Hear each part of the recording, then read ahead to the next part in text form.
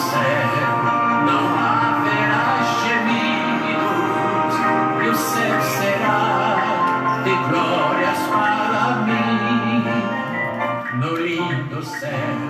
Deus continua abençoando preciosos irmãos e irmãs.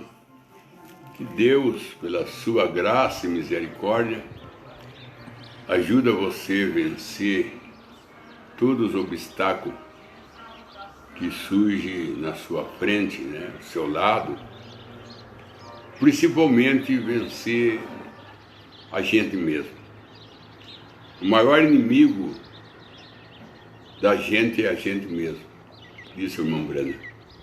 O maior inimigo que eu encontrei chama William Branham.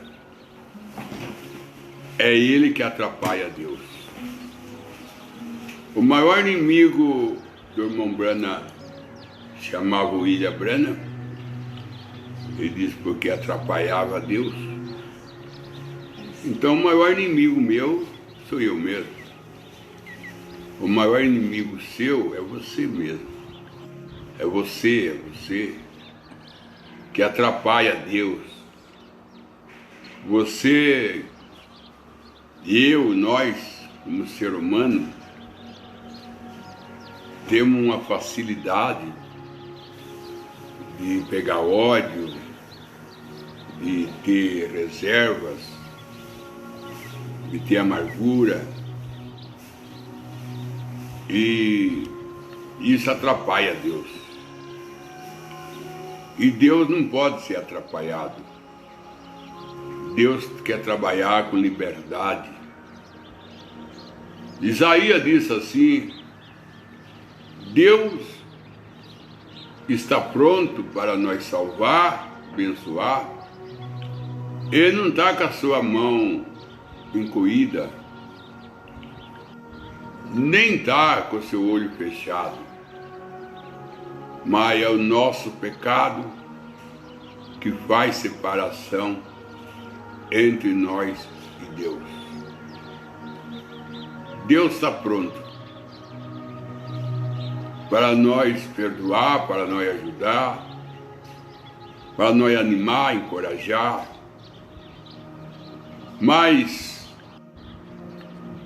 nós temos facilidade, enquanto estamos nesse corpo caído, esse corpo que pertence ao diabo, enquanto esse corpo não sair de cena, porque carne e sangue não herdam o reino de Deus.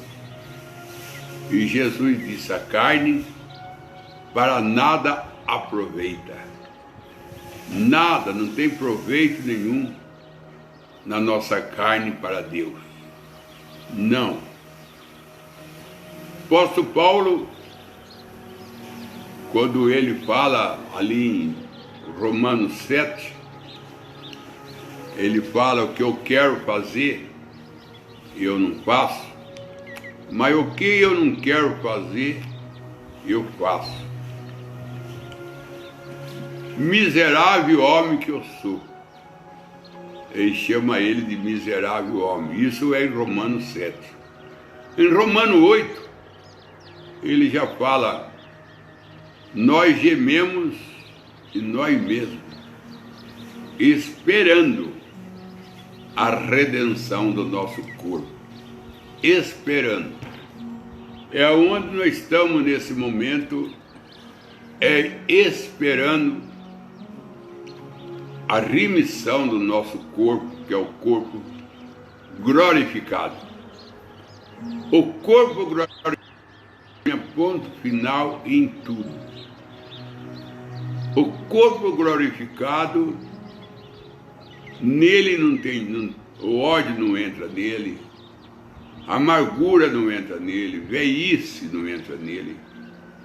O corpo glorificado, ele é totalmente perfeição. Totalmente perfeição. Mas enquanto nós estamos nesse corpo, nós estamos em batalha. Nós estamos em guerra. E um ganha o outro perde. Mas mais tem perdedor do que ganhador. Então nós temos que pedir para Deus, para Ele fortalecer nossa fé, como disse Pedro: aumenta a minha fé, Senhor. Esse que foi um grande pedido de Pedro: aumenta minha fé, Senhor. E Jesus disse: Pedro, Satanás pediu vós para ser andar como trigo, mas eu roguei ao Pai para aumentar a vossa fé. Deus tem que aumentar muitas coisas, não é só a fé, não. Se fosse só a fé, era coisa pouca.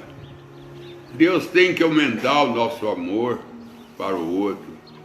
Deus tem que aumentar a nossa paciência, principalmente a nossa paciência. Deus tem que aumentar a nossa esperança. Deus tem que fazer uma prosperação na nossa vida, não só de bens materiais, que é bom, mas uma prosperação espirituais. Deus acrescentar mais o nosso conhecimento a respeito do céu, a respeito de Jesus. Por não conhecer Jesus, Oséias diz: meu povo foi destruído porque faltou conhecimento. Porque faltou conhecimento. E Israel não conseguiu conhecer Jesus como Messias. Nem o sumo sacerdote, Anã, nem o sacerdote conseguiram, nem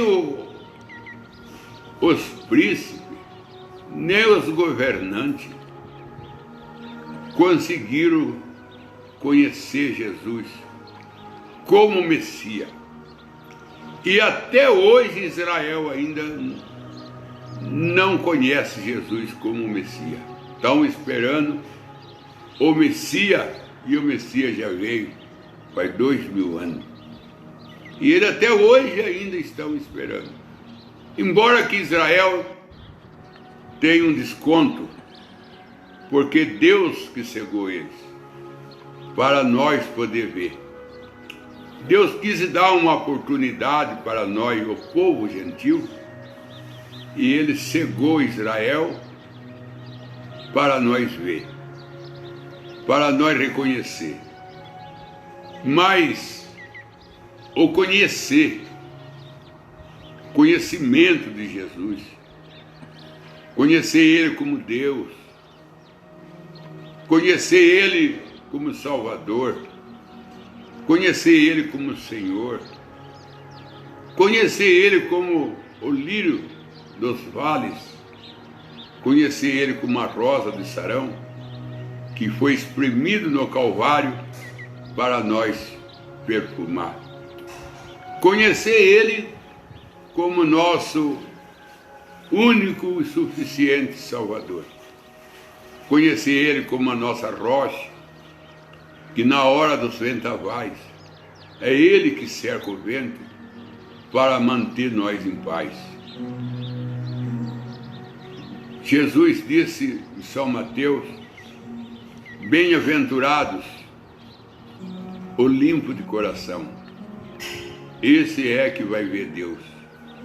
Bem-aventurado o limpo de coração, que é esse que vai ver Deus. Então nós temos aqui, irmão, na Bíblia Sagrada, aqui no livro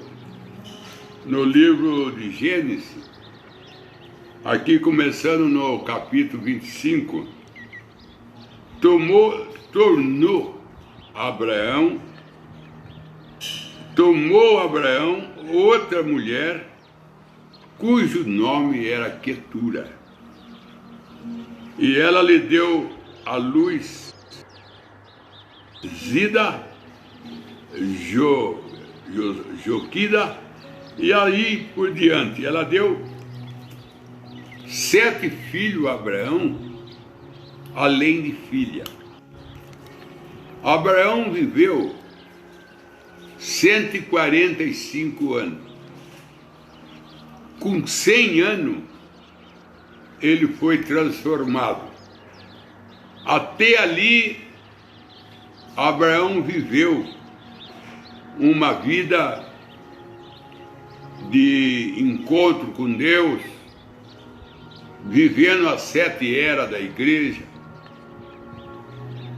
começando em Gênesis 12, que foi a era de Efésios, Gênesis 13, Esmirna, Tiatira, Sardes, até que em Gênesis 16, ele já é a era luterana, Gênesis 17, é os Pentecostes, Gênesis 18, já é a era que nós estamos vivendo, a era do encontro com Elohim, a era que Elohim trouxe para ele a transformação do seu corpo, de um corpo abatido, de um corpo sem condições, para um corpo de 18 anos.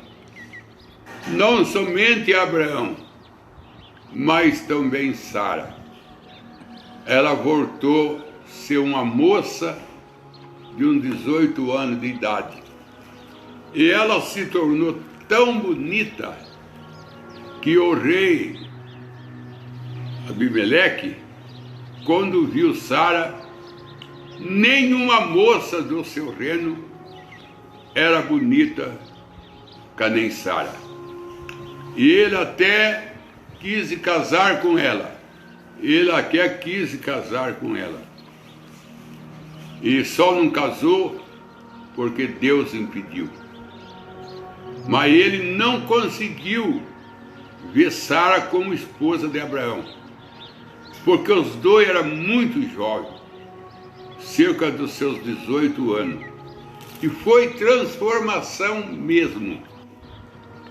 Foi transformação mesmo. Porque ele viveu depois disso mais 45 anos. E esse outro 45 anos, ele viveu dentro dessa nova vida. A Sara morre e ele volta a casar. Ele casa com Quetura. E com essa ele teve 7 filhos de seu irmão Branham. E além de filha. Esses 7 filhos que o Abraão teve com essa nova mulher chamada Quetura, aí que nós vemos a introdução dos 7 selos, irmão. Nessa nova era de Abraão. A Sara parte, a Sara sai de cena e entra Quetura. E ela traz para ele 7 filhos, porque a Sara só trouxe um. E esse um filho que a Sara trouxe foi o Isaac, que é um tipo de Jesus. E aonde fica a 7 eras gerada por Abraão? Sendo que Abraão é um tipo de Jesus. Aonde fica a 7 eras? Nós sabemos que ele viveu as 7 eras desde a sua chamada. Mas nós estamos falando agora daquilo que saiu dele, daquilo que ele gerou. Ele gerou só um filho da promessa, o Isaac, com 100 anos de idade, e Sara com 90, mas na verdade com 18 anos. Com 18 anos de idade, ele e Sara gera Isaac. E Isaac é uma sombra, é um tipo do Senhor Jesus Cristo. porque a palavra Isaac simboliza sorriso, felicidade, alegria. Foi o que Isaac trouxe para Sara. E ela morre. Depois disso, Sara morre. E aí Abraão casa de novo. Ele casa agora nessa nova idade dele. Nessa nova idade dele, ele casa com Quetura. Aí ele traz 7 filhos. E esses 7 filhos que ele traz, através de outra mulher, que já não é Sara, Sara tinha morrido, aí que nós vê os 7 selos de Deus. Aí que está os 7 selos. Que gerado, trazido, depois da sua transformação. Antes, na sua transformação, ele traz Isaac, Jesus. Depois ele gera mais 7 filhos. Aí mostra os 7 selos de Deus. No seu novo corpo, na sua nova era, no seu novo tempo. Porque, irmão, nós encontramos em Abraão, em Sansão, o ministério de Sansão é um ministério recheado das manifestações de Deus. Se nós for contar todas as vitórias de Sansão, matando o leão, queimando a roça dos filisteus com 300 raposas, matando 1000 filisteus com a queixada, trazendo em cena uma fonte de água, que ele orou para Deus que tinha sede, e Deus brotou uma fonte de água para ele. Depois nós encontramos Sansão já nos braços de Dalila. Aí nós encontramos Sansão nos braços de Dalila. Dalila era uma mulher muito bonita.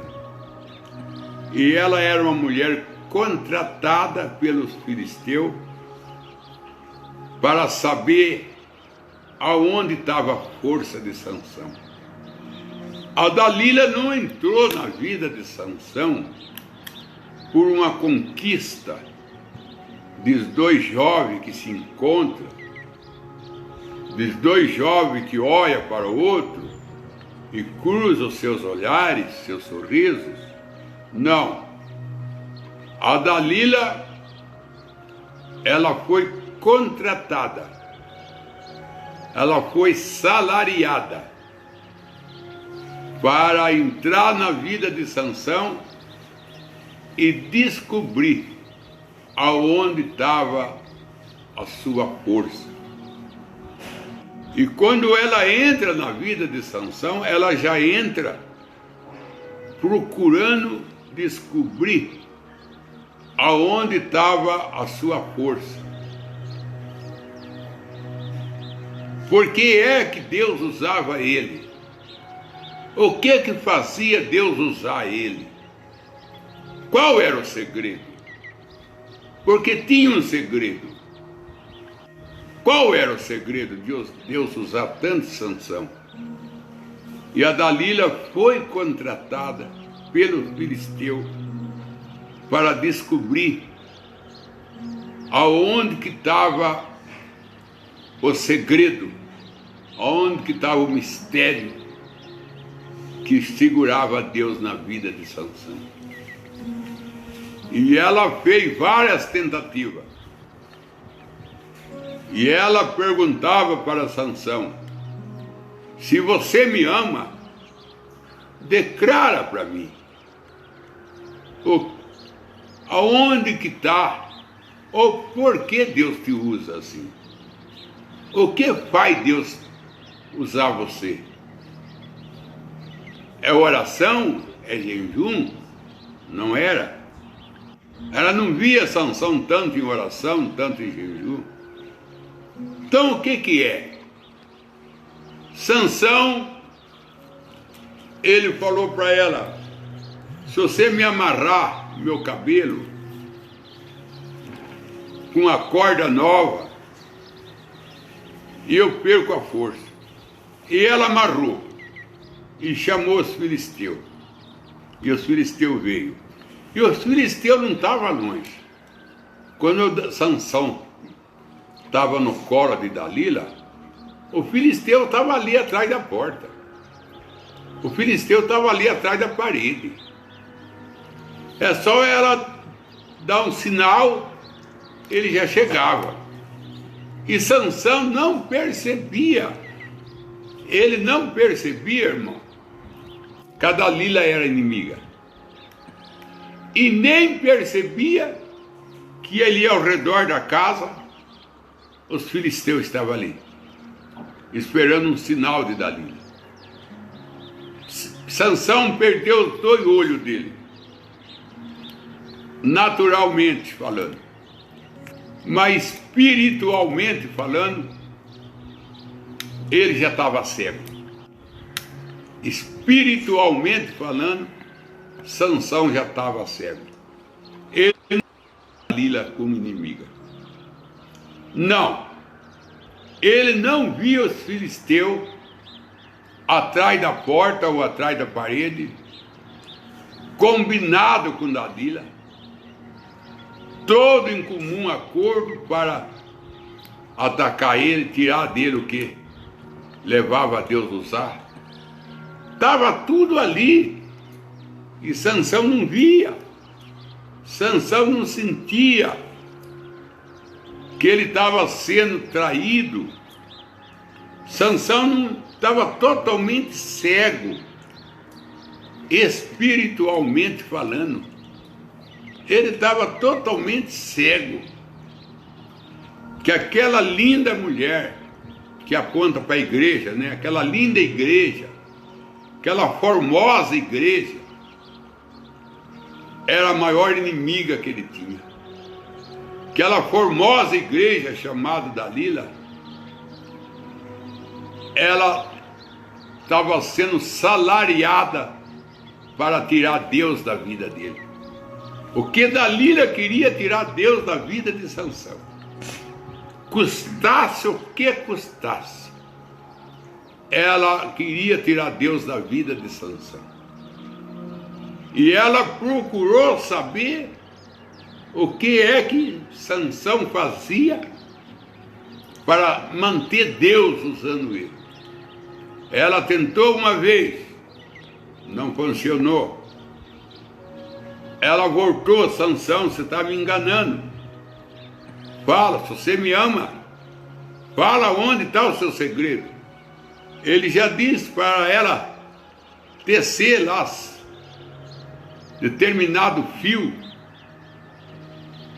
de pé de uva, tecer no cabelo dele, que ele perdia a força. E ela fez, chamou o filisteu. Ele levanta e destrói tudo. Ela vem pela terceira vez. Pela terceira vez, ela amarra a trança de Sansão numa estaca. Ele falou: amarra a minha trança numa estaca, que eu perco a força. Ela amarrou e chamou o filisteu. Nessa altura, Sansão já era para ter descoberto que Dalila estava aliada com os filisteus. Porque só ele falar, ela chamava o filisteu, ele 3 vezes ela chama. Na corda nova, no tecido do pé de uva, agora amarra seu cabelo numa estaca, e ela chama o filisteu, eles vêm. Mas Sansão não caía em si, não. Ele estava tão dominado por Dalila Ele estava tão dominado por ela que ele não conseguia ver o perigo que estava correndo. Ele não conseguia ver Dalila como inimiga. Ele não conseguia ver. Ele não entrava na cabeça de Sansão que ele estava no braço do maior inimigo que ele tinha. Ele não conseguia ver que ele estava dominado por uma mulher que não o amava, mas ela estava ganhando um grande salário para poder entrar na vida dele e fingir como uma boa artista que ela era. Ela era uma boa fariseu, porque a palavra fariseu quer dizer artista, fazedor de papel. E ela fez um papel de mulher que amava. Ela fez um papel de mulher que amava o marido, que Sansão não conseguia descobrir, que não tinha amor nenhum ali. O que tinha ali era dinheiro. O que tinha ali era dinheiro. E quando, pela quarta vez, ela fala: Sansão, você está me enganando. Você não me ama, não. Se você me amasse, você não me enganava. Já são 3 vezes que você me engana. 3 vezes que você faz eu servir de palhaço. Porque até nessa altura, meu irmão, nessa altura do acontecimento, os filisteus já estavam cobrando Dalila. Ele já estava cobrando Dalila. Está falando: Dalila, já é 3 vezes que o meu soldado ataca ele e apanha. Já é 3 vezes. Então a Dalila estava passando aperto na mão dos filisteus, porque estava sendo paga para fazer um serviço e ela não estava dando conta de fazer o serviço que ela estava salariada a fazer. Aí na quarta vez ela falou: Sansão, você só tem me enganado. Isso é prova que você não me ama. Porque quem ama não engana. E você está me enganando. Fala para mim, Sansão, aonde está o seu segredo? Por que Deus te usa? Aí a Bíblia diz, ele abriu o coração. Ele abriu o coração. Abriu o coração para quem? Para a pessoa que queria ver sua desgraça, para a pessoa que queria ver o seu fim. Aí ele fala: Dalila, é meu cabelo. Se cortar meu cabelo, Deus deixa eu. É meu cabelo, Dalila.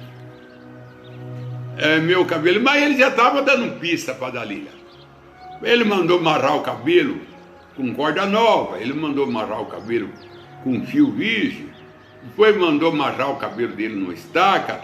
Ele já estava dando pista para ela que estava no cabelo, porque tudo era cabelo, tudo tinha que ser feito no cabelo. Aí aquela que ele falou para ela: se cortar meu cabelo, eu perco Deus.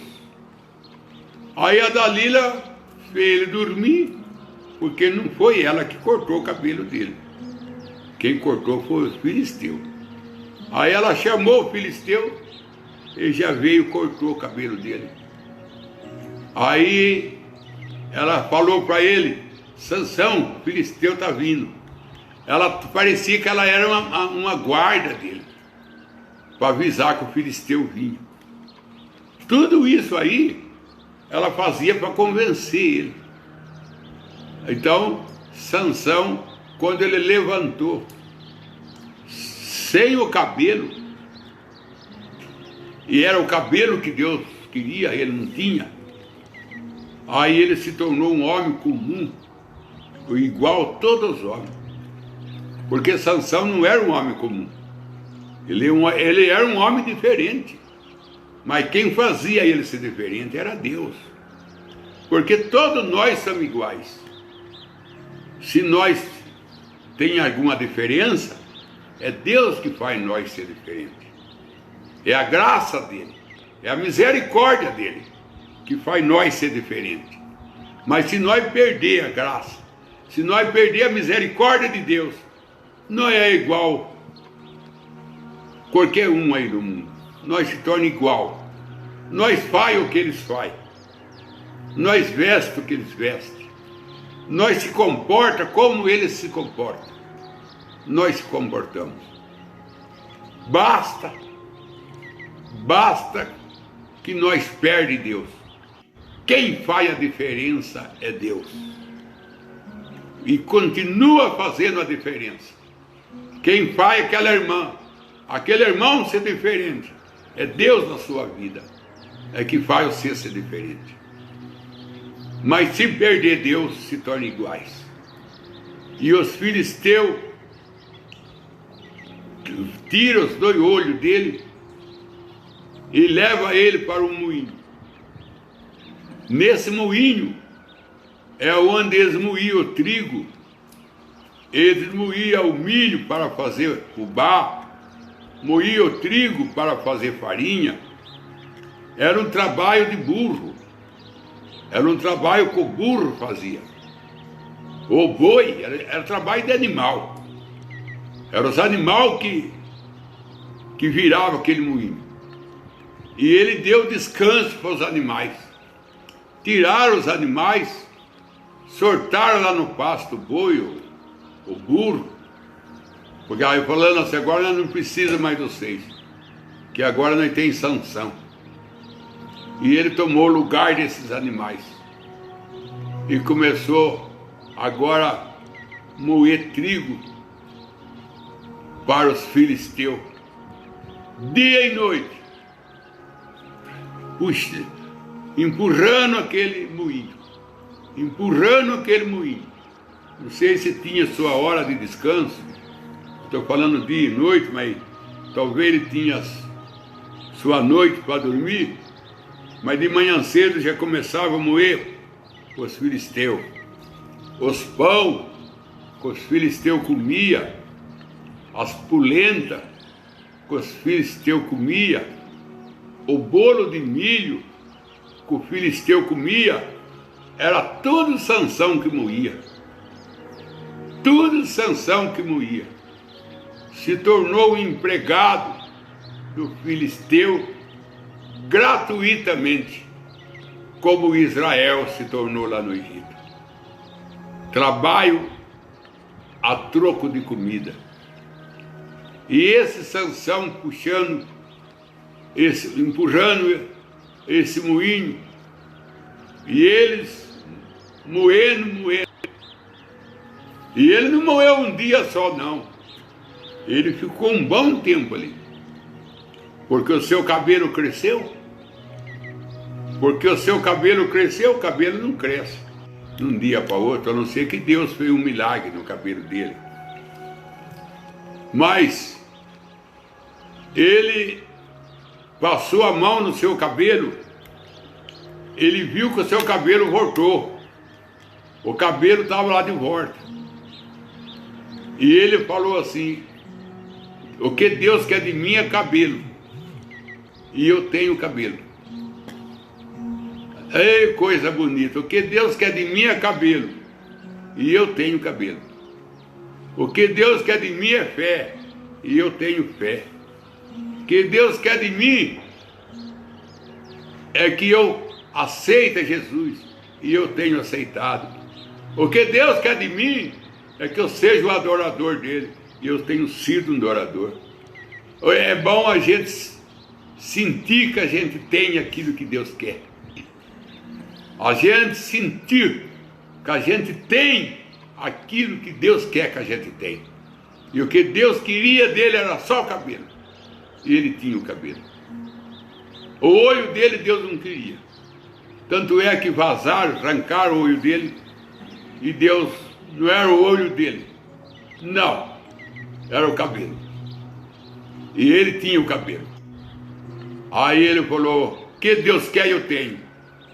E falou para o moço que levava ele na arena para ele fazer palhaçada. Além de moer trigo, milho, para os filisteus fazer seus pães, seus bolos, ele ainda fim de semana, em vez de descansar, fim de semana ele fazia espetáculo para os filisteus rir. Fazia palhaçada para o filisteu rir. Primeira reunião, houve pouca pessoa, depois a notícia esparramou, Sansão é um belo palhaço. Vale a pena passar o fim de semana assistindo Sansão fazer palhaçada. Aí a fama agora de Sansão crescia, não como matador de filisteu, não como matador de leão, não como queimador da roça de filisteu, não, a sua fama agora crescia como palhaço. Sua fama agora crescia como palhaço. Filisteu falou, agora nós temos o que nós quer. Quem moe trigo para nós, quem moe fubá para nós de graça. E agora nós temos também quem faz palhaçada, quem faz nós rir. Tudo de graça. E Sansão perguntou para o rapaz que conduzia ele e trazia ele de volta para o moinho. Tem bastante gente? Falou, Sansão, sua fama correu a terra de bom palhaço. Porque o irmão Brana disse assim, que tudo que nós for fazer, nós tem que ser o melhor. Ele disse assim, se eu fosse para ser um vagabundo, eu era o melhor vagabundo que existe. Mas como eu sou um cristão, procuro ser o melhor cristão que existe. Tudo que se faz, procura fazer o melhor, ainda que seja vagabundo, mas seja o melhor vagabundo, disse o irmão Brana. E Sansão falou, já que eu sou um moedor de trigo, vou moer o melhor trigo que moe. Eu vou moer trigo melhor do que o boi, melhor do que o burro. O trigo que eu moer vai sair melhor.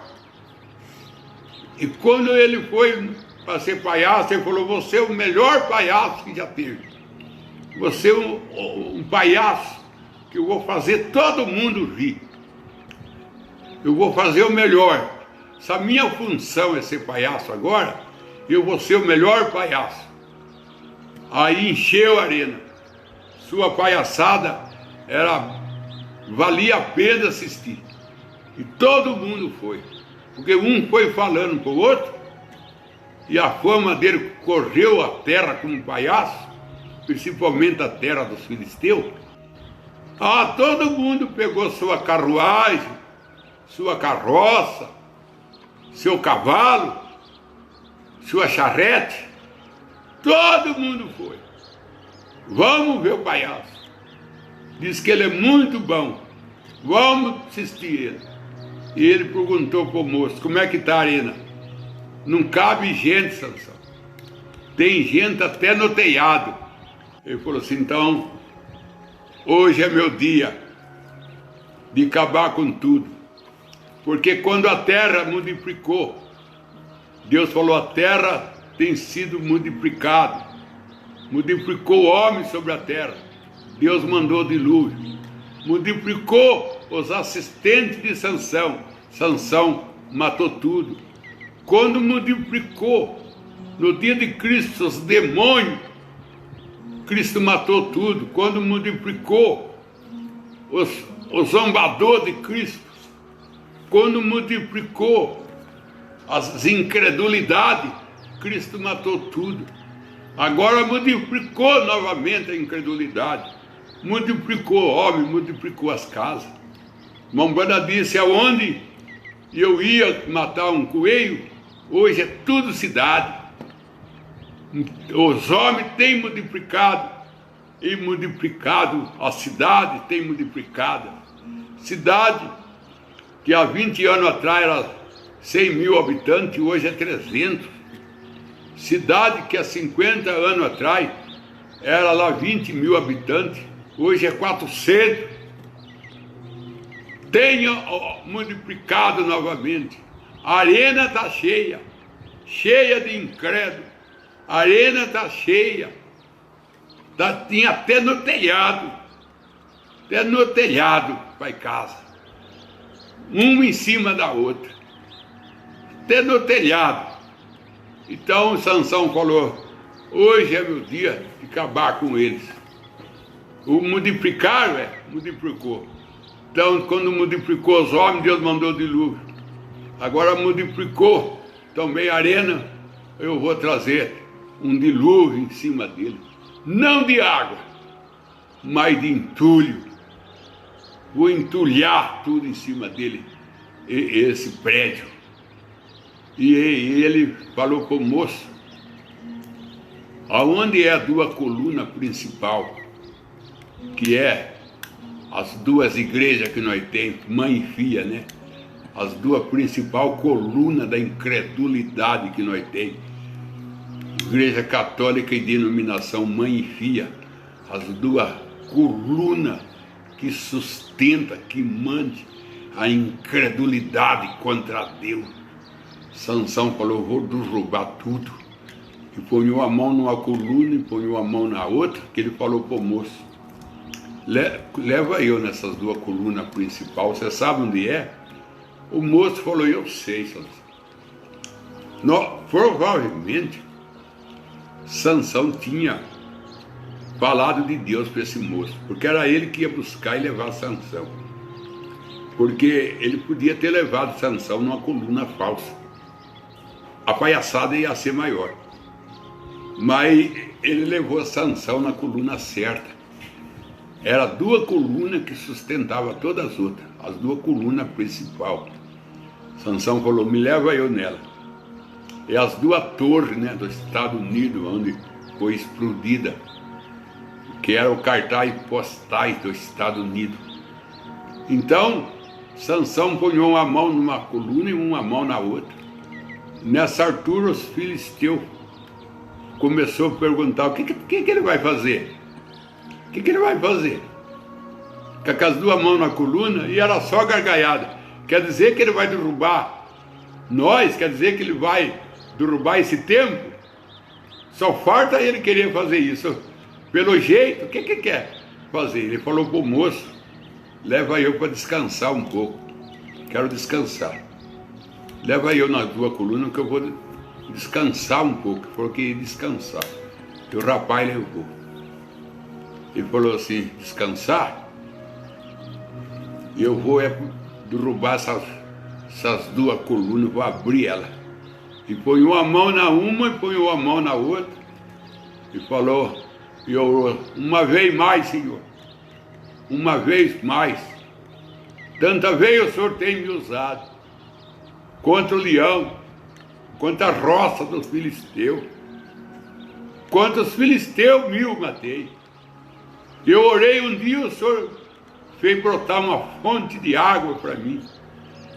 O Senhor me tem dado vitória, Senhor. E eu vejo as vitórias que eu tive contigo. Uma vez mais. Só uma. Agora, no meio de tanta que o Senhor me deu, dá uma só agora. Dá força para mim abrir essas duas colunas, para que eu vingue pelo menos um do meu olho. E ele fez força, e aquelas colunas começou a se abrir, e começou a despencar tudo, começou a despencar, e aquilo foi tão rápido, que não deu tempo deles fugir, não, ainda ele falou para Deus, morra eu, e morra os filisteus. Foi o que Jesus fez no Calvário. Morra eu, traspassado pelo prego, mas morre todas as doenças, mas morre também todos os demônios, mas morre também os túmulos, mas morre também todas as incredulidades. E ele fez força e tudo veio abaixo, mostrando o que Jesus ia fazer no Calvário. Aí veio a sua família e achou o corpo dele no meio do entulho, e a sua família levou embora, como os anjos levou o corpo de Jesus para casa.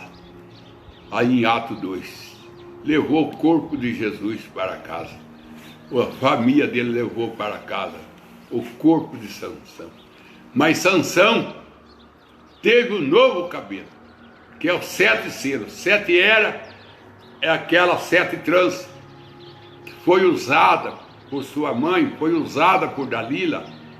Agora ele tinha 7 tranças que não foi usado por ninguém.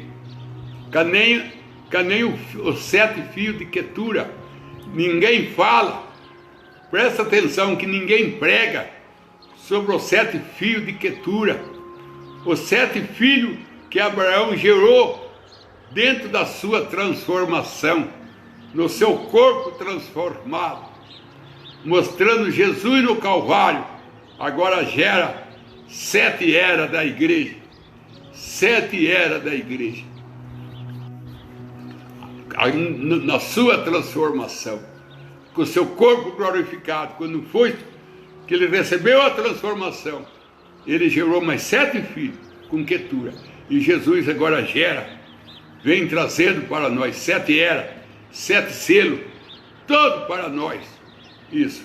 Mas o que eu quero afirmar, não afirmando numa maneira total, porque a gente afirma quando tem uma mensagem bem esclarecida, e nós ainda não temos. Mas o que se dá a entender claramente, que esse novo cabelo de Sansão é a nova era que nós estamos vivendo. É os 7 selos. Como Mombrana diz assim, os 7 selos fez a Bíblia ser nova para nós. Os 7 selos fez a Bíblia ser nova para nós. Então o cabelo de Sansão se tornou novo. E aquele novo cabelo é que foi o fim do inimigo. E os 7 selos foi o fim de todo o inimigo. Porque foi a revelação completa de Jesus. Desde antes da fundação do mundo até depois da eternidade, os 7 selos traz tudo em cena para nós. Deus te abençoe. Em nome do Senhor Jesus Cristo. Tenha paz. Tenha saúde com Jesus. Vamos para as perguntas, então. O irmão Oliveira Marcelo pergunta: qual é o significado do vale na Bíblia? Vale na Bíblia, o irmão Brana disse, é melhor viver nos vales do que nos montes e nas campinas, que é 3 coisas, né? É vale, monte e campina, que a terra é dividida nesses 3 coisas, vale, monte e campina. Então, o irmão Brana disse que dos 3, o melhor é o vales. Aí o irmão vai ver justificação, santificação e batismo com o Espírito Santo. O vales aponta para a justificação, é onde a água corre, aonde ali a água corre ali entre aquele vale, aquela água fresca, fazendo aqueles lençóis, é justificação. A santificação é para início, que fala do sangue de Cristo. E o batismo com o Espírito Santo aponta para os montes, para as alturas. Que o irmão Bana disse, nós estamos vivendo no pico da montanha, falando do batismo do Espírito Santo. Então essas 3 coisas, irmão. O vale é a justificação, as campinas é a santificação. E o irmão Bana disse que a santificação é o lugar mais perigoso que tem. Foi aonde Israel caiu no deserto, foi na santificação. Quando ele passou o Mar Vermelho, foram justificados. Quando eles entraram no deserto, eles foram santificados. Eles morreram na santificação, porque ali no deserto era a planície, era ali que tinha tudo. E Jó também caiu quando ele entrou na planície, que ele entrou na santificação, porque Ló, ele era virginessa, e virginessa, ela é santificada. Então é a planície. E o monte é o Espírito Santo. O monte aponta para o Espírito Santo.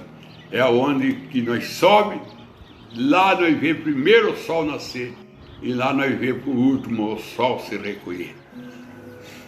O irmão Oliveira Marcelo pergunta: por que Paulo repreende a jovem que fala a verdade? A Paulo repreende ela porque não era ela, era o diabo falando através dela.